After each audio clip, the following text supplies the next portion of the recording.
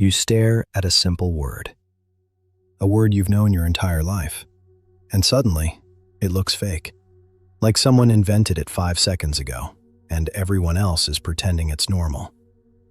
If that has ever happened to you, you've touched something most people don't even know has a name. And it's the exact opposite of déjà vu. Because déjà vu is, this moment feels familiar. But this familiar thing feels unreal. Let me pull you into it, not as a term, not as a diagnosis, as a moment. You're reading. Maybe it's a text message. Maybe it's a sign. Maybe it's a caption on your phone. You see a word like door, or money, or friend, and you read it once, twice, and then your brain makes a sharp turn, and the word falls apart. You know what it means, but it stops feeling like it means anything. It becomes just shapes, noise, a symbol you can't emotionally connect to. And the weirdest part is, you don't panic first. You get curious, like your mind is saying, wait, how is this even a real thing? That feeling isn't magic. And it isn't you losing it. It's your brain's familiarity system, glitching in the opposite direction. Most people only learn about déjà vu because it sounds romantic, like destiny, like time looping. But the opposite is more unsettling, because it makes you doubt the simplest things: words, faces, your own routine. And it can happen to anyone, especially in very normal moments, when you're tired, when you're stressed, when you've been staring at screens too long, when your brain has been running on repeat. Here's what's happening in plain language. Your brain has a job: to keep reality efficient. It can't analyze everything from scratch every second, so it uses shortcuts. One of the biggest shortcuts is familiarity. Familiarity is the brain's stamp, a quiet signal that says, I already know this. It's safe. It's real. I can move on. That stamp is what lets you walk into your kitchen and not have to relearn what a chair is. It's what lets you read words without feeling like you're decoding hieroglyphs. It's what makes your life feel stable. And then, for a few seconds, the stamp disappears. Not your intelligence, not your memory, just the feeling of realness. So your mind is left holding a thing without the usual emotional label.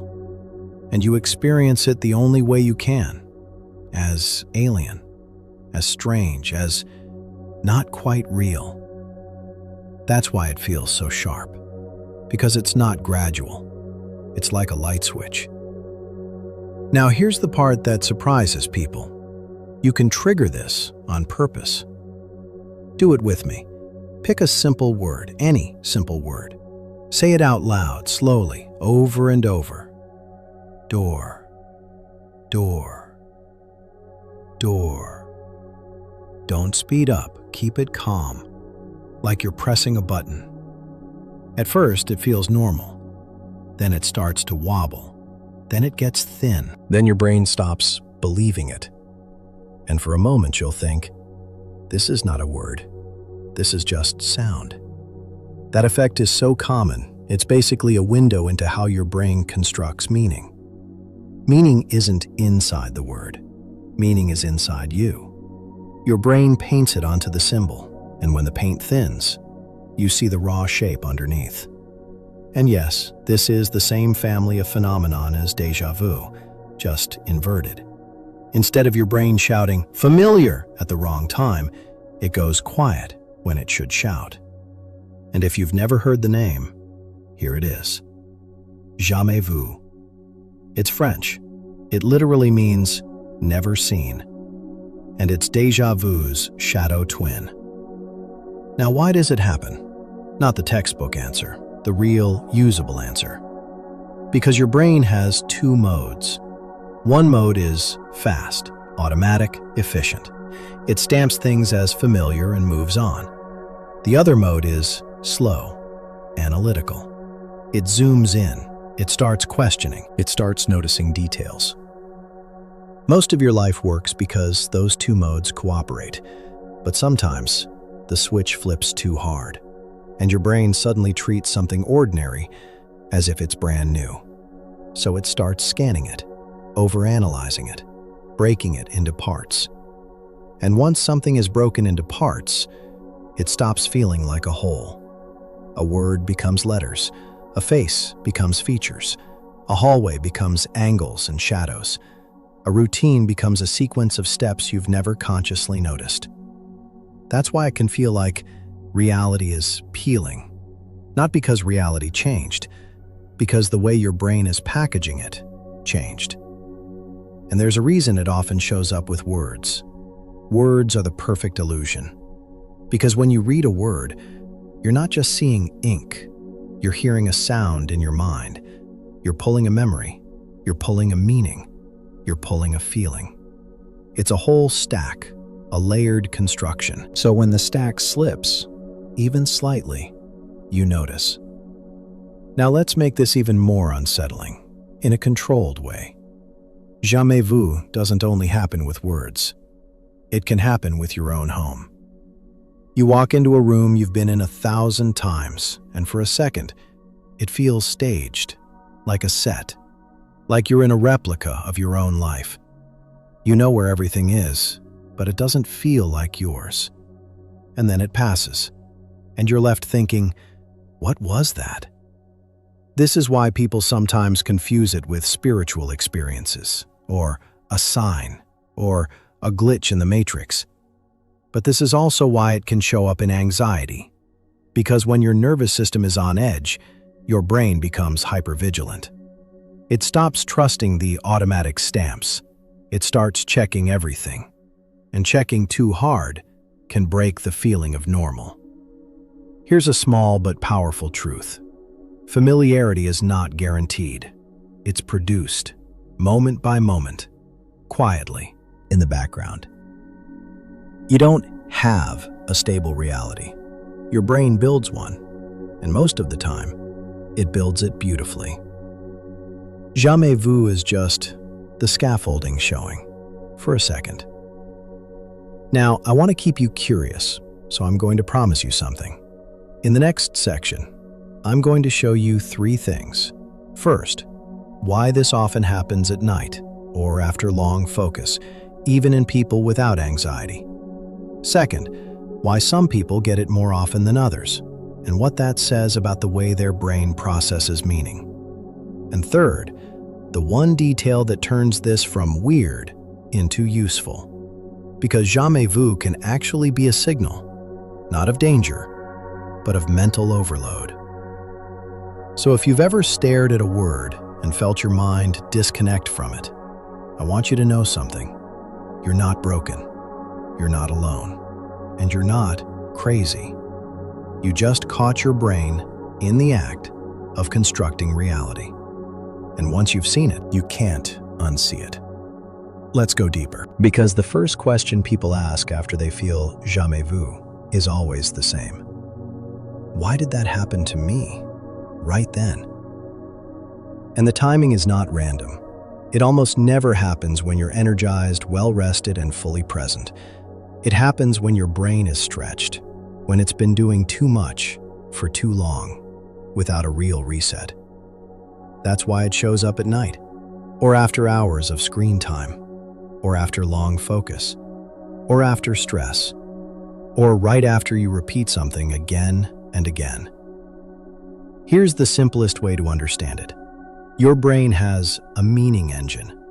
All day it's doing one job, taking raw information and turning it into something that feels familiar. But that meaning engine isn't infinite. It runs on fuel. And the fuel is attention, energy, stability. When that fuel gets low, your brain starts conserving. It stops doing the expensive, layered thing. It stops adding the "this is normal" coding. So the world gets thinner.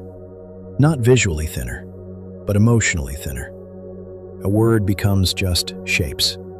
A place becomes just geometry. A routine becomes just steps. And that's why jamais vu can feel like the lights went out. Not in the room, but in your sense of reality. Now, I want to tell you something that sounds almost too simple, but it explains a lot. Jamais vu often happens after repetition, because repetition can actually wear out the brain's meaning signal. Not the memory, the meaning. Think of it like this. If your brain stamps a word as real, the stamp is a signal. And if you press the stamp too many times in a row, the ink fades. That's why you can trigger it by repeating a word. And it's also why you can trigger it by scrolling the same type of content for the 100th time, or hearing the same phrase again and again, or living the same routine day after day without novelty. Your brain starts to auto-run, and then suddenly it catches itself. And in that moment, the automatic layer fails. People describe it as, "I felt like I woke up inside my own life," which is a terrifying sentence. But it's also a beautiful clue, because what they're actually describing is this. They stopped running on autopilot, but the brain didn't smoothly hand them back reality. It handed them the raw ingredients first. Now here's the second promise I made. Why some people get this more often. This is where it gets really interesting, because jamais vu isn't only about tiredness. It's also about how your brain handles meaning. Some brains are stamp-heavy. They love shortcuts. They love familiarity. They love smoothness. Other brains are scan-heavy. They analyze. They zoom in. They notice micro-details. They question. Neither is better. Both have strengths. But scan-heavy brains are more likely to experience reality glitches because their minds naturally pull things apart. If you're the kind of person who can stare at a simple sentence and suddenly wonder, wait, what is language? If you're the kind of person who can look at your hand and for a second feel like it's a strange object you're controlling. If you're the kind of person who overthinks or lives in patterns or notices too much, you're more likely to experience moments like jamais vu. Not because you're unstable, because you're sensitive to the construction. Some people never notice the scaffolding. Some people see it. Now add anxiety into this, and it becomes stronger. Anxiety is not just worry. Anxiety is a body state. It's your nervous system saying, something might be wrong.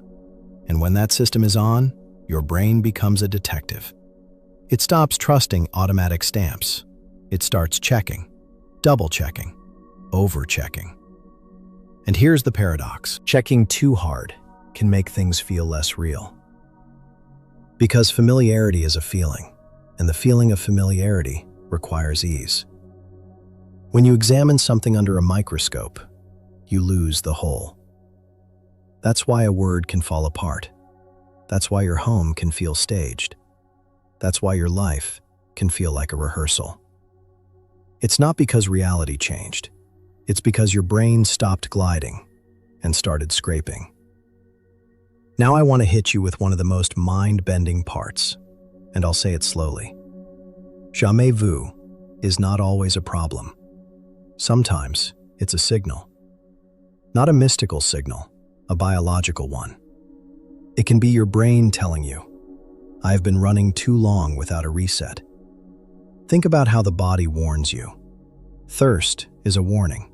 Hunger is a warning. Pain is a warning. Jamais vu can be a cognitive warning, a meaning thirst. It's your mind saying, I'm overloaded. I'm on repeat. I'm stretched. And when you interpret it that way, it becomes less scary. Because the fear comes from the story we attach to it. People don't fear the sensation. They fear what it might mean. Am I losing my mind? Is this a sign? Is this a glitch in reality? But here's what's actually true for most people. It's a temporary shift in processing. It passes, and it often happens in patterns. So let's talk about patterns, because this part can save you. Jamais vu tends to appear with sleep debt, long focus without breaks, high stress weeks, too much screen time, caffeine spikes. late night overthinking, repetition, isolation. And the biggest one is when your brain hasn't seen enough novelty. Because novelty is how your brain refreshes reality. When you do something new, even something small, your brain lays down new markers, new meaning, new emotional context. But when your days blur, your brain compresses. It stamps less, it saves energy. And then suddenly, you catch the raw version. Now here's a surprising thing that almost no one talks about. Sometimes jamais happens right before a breakthrough. Because meaning collapse can reveal meaning structure. When a word stops feeling real, you realize you've been living inside symbols. When a routine stops feeling normal, you realize how much of your life is automated. When your home feels like a set, you realize how much home is built by feeling, not furniture. That can be unsettling, but it can also be clarifying. Now let's make this practical.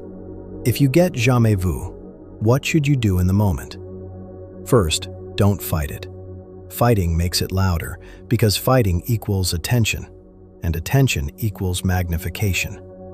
Instead, do the opposite. Name it quietly. Not with the fancy word, just a simple sentence. My brain is tired. Or, my familiarity signal dipped. Or, this is a processing glitch. Then do something physical, but gentle. Move your body. Change temperature. Drink water. Look at something far away. Stand up. Walk to another room. Because your brain resets meaning faster when the body changes context. If you stay frozen, staring at the word, staring at the room, you keep pressing the fade button. So you change the scene. Now here's another trick that works, and it sounds almost too easy. Add novelty. Not big novelty, small novelty. Change the lighting. Put on a different sound. Touch something textured. Smell something strong like coffee. Step outside for 30 seconds.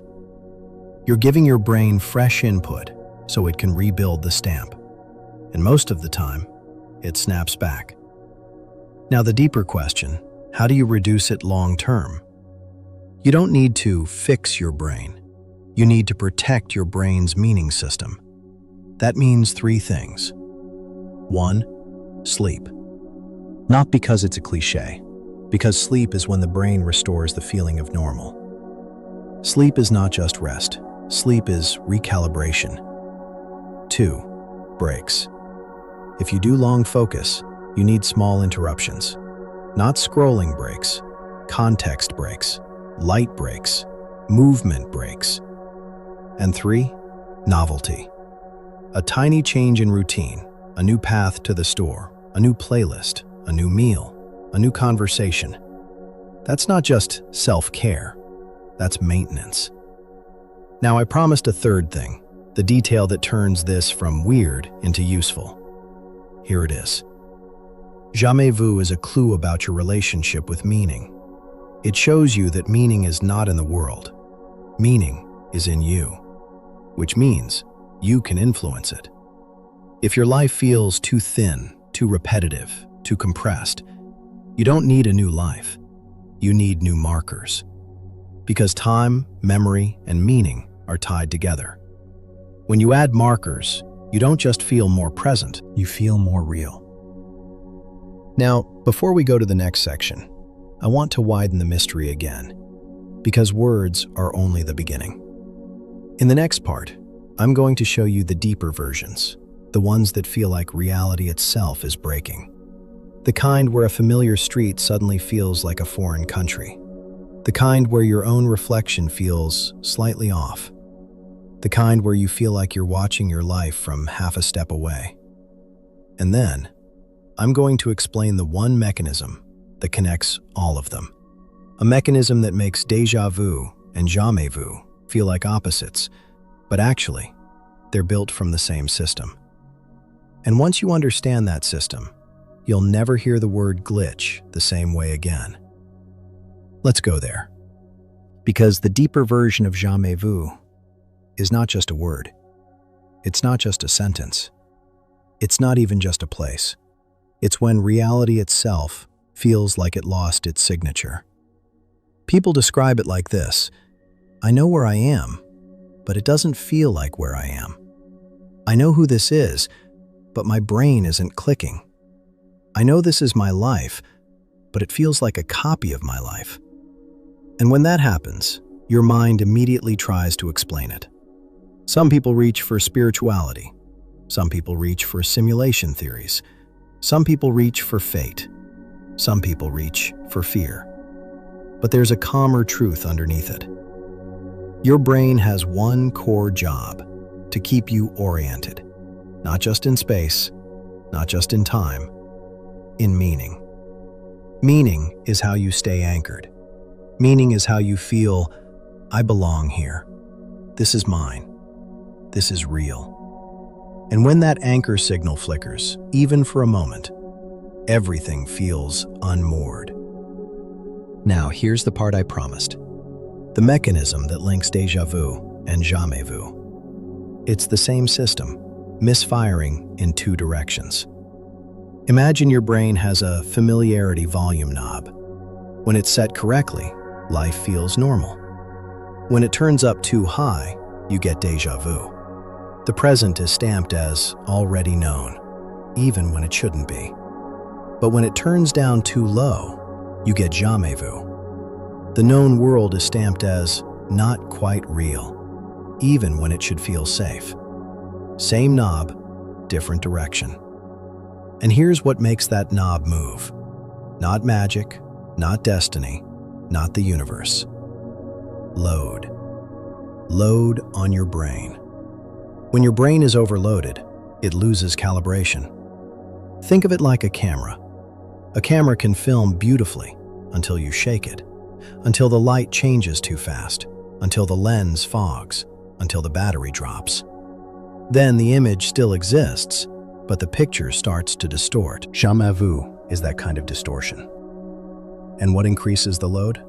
Sleep debt, stress, repetition, long focus, uncertainty, hypervigilance, overstimulation, and sometimes emotional conflict you're not even acknowledging. Because your brain is not only processing the world, it's processing you. Now I want to show you a few upgraded versions of jamais vu, the ones people rarely talk about. First, the street effect. You walk down a street you've walked down 100 times. You know every corner, every shop, every crack in the pavement. And then it hits. The street feels unfamiliar, not new, not different, just unowned. Like you're visiting a place that happens to look like your hometown. That feeling can be so sharp that some people stop walking. They look around like they teleported. But nothing changed outside. What changed was the internal stamp. Your brain momentarily failed to attach the emotional label of mine. And without that label, familiarity collapses. Second, the mirror effect. You look at yourself, and for a second, your face feels slightly wrong. Not ugly, not distorted, just not fully you. People get scared of this one because it feels existential. But what's really happening is, your brain's self-recognition is also a familiarity signal. You don't identify yourself only with facts. You identify yourself with a feeling. And if the feeling dips, the facts can stay, but the connection weakens. Third, the loved one effect. This is rare, but it happens. Someone you adore is standing in front of you. Their voice is familiar. Their mannerisms are familiar. And your brain stalls. The person doesn't feel fully recognized, even though you know exactly who they are.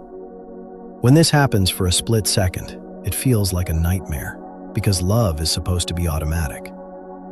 But love is also layered. It has memory. It has prediction.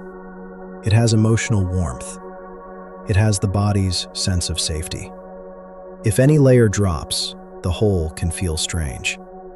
Now, before you panic, I'm not saying this means something is wrong with you. I'm saying this is what happens when the brain's meaning layers desynchronize. And this brings us to something even more mind-opening. Your brain is constantly predicting reality. It doesn't wait for the world to arrive. It meets the world halfway. It predicts, then it compares, then it corrects. That's how you move so smoothly. That's how you recognize faces instantly. That's how you read without effort. That's how your home feels like home. And déjà vu and jamais vu are what you feel when prediction and correction lose synchronization. In déjà vu, your brain's prediction signal arrives too early or too strongly, so the present feels pre-labeled. In jamais vu, the correction layer arrives too weak, so the familiar feels unlabeled. That's why both experiences feel like time glitches, because time perception is also built from prediction. When prediction is smooth, time feels smooth. When prediction breaks, time feels strange. Now here's a twist that people don't expect, and it makes jamais vu feel less frightening. Sometimes jamais vu is the brain trying to protect you. Yes, protect. Because when your brain is overloaded, it may temporarily detach meaning to reduce emotional intensity. If the world feels too sharp, too heavy, too much, a slight detachment can be a pressure release. Not a perfect one, not a comfortable one, but a release. This is why some people report jamais vu during burnouts, during long, anxious periods, after grief, after chronic stress. Their brain isn't failing, their brain is adapting, and adaptation can feel like a glitch. Now I want to end this with something you can keep. A single way to reframe the experience. If you ever feel jamais vu, you can ask yourself one question. What am I overloaded by? Not in a dramatic way, in a gentle, honest way. Am I underslept? Am I overcaffeinated? Am I overfocused? Have I been staring at the same thing for too long? Have I been living on repeat? Have I been holding tension in my body all day? Because in most cases, jamais vu is not a mysterious prophecy. It's a maintenance alert. And here's the most beautiful part. Once you treat it like that, you stop fearing it. You stop adding the second layer, the scary story. And when the scary story disappears, the sensation often fades faster. Now I want to bring you back to the beginning, to the simplest version. A word you've known forever. It falls apart for a second, and then it comes back. That tiny moment is proof that reality is not a fixed film you watch. It's something your brain builds every moment. And the next time you feel déjà vu, or jamais vu, you'll know what you're touching. Not fate, not a sign. A system. A system that keeps you oriented, most of the time. So perfectly, you never notice it. Until you do. And if you like this kind of quiet, unsettling science, where the strangest experiences have gentle explanations, stay with me. Because the next story is about a feeling that's even rarer. When you don't just lose familiarity, you lose time. And you come back with missing hours.